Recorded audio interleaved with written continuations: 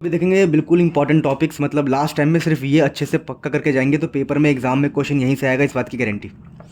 मतलब चांसेस है कि अगर 10 में से अगर इस चैप्टर से मान लो 5 नंबर का आना है तो आपका 3 से 4 नंबर इन्हीं से फंसेगा, क्योंकि ये मैंने बहुत दिमाग लगा के सिलेक्ट किया है।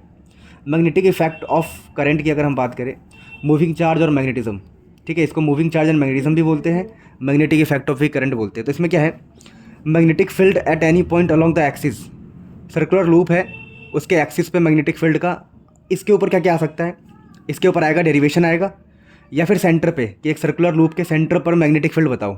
और ध्यान रखना, इनके ऊपर न्यूमेरिकल और डेरिवेशन दोनों आता है।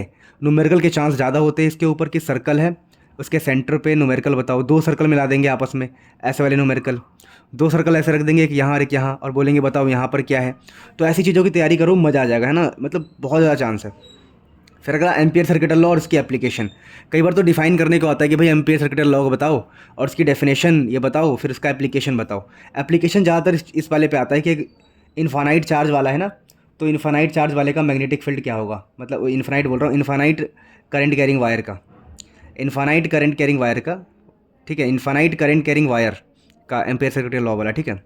फिर अगला है force on a moving charge in a uniform magnetic field. ये वाला टॉपिक बहुत ज़्यादा इंपॉर्टेंट है, बहुत ही ज़्यादा। Force on a moving charge uniform magnetic field, और इसमें सबसे स्पेशल केस होता है केस 90 डिग्री वाला।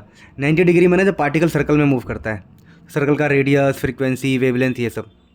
अब एक होता है लॉरेंज फोर्स। लॉरेंज फोर्स तो बहुत बार आता है कि भाई लॉरेंज फोर्स होता क्या है ये बताओ, उसका फार्मूला लिखो, और लॉरेंज फोर्स की डायरेक्शन बताओ। ये सब लॉरेंज फोर्स को अच्छे से कर लेना है। फिर अगला टॉपिक हमारा रहेगा इसके अंदर ये force between 2 parallel current carrying conductor, और इसके ऊपर न्यूमेरिकल। भाई साहब ये बहुत ही इंपॉर्टेंट है, ठीक है ना। आपको ऐसे ऐसे क्वेश्चन दिखाई देंगे कि करंट 2 वायर है, इनके बीच में फोर्स कितना है, या फिर एक वायर है और एक लूप दे देंगे, लूप ऐसे दे देंगे, लूप एक वायर और एक लूप देंगे और बोलेंगे बताओ कितना फोर्स लग रहा है, ऐसे क्वेश्चन। और torque on a current carrying loop, एक करंट कैरिंग लूप पे टॉर्क कितना लगेगा, और टॉर्क के ऊपर बहुत ही बेसिक न्यूमेरिकल आते हैं ऐसे वाले कि बताओ भाई इसके ऊपर कितना टॉर्क लग रहा है, क्या लग रहा है। तो अगर आप इन सब की तैयारी करते हो तो पेपर बहुत गजब जाने वाला है, पक्का।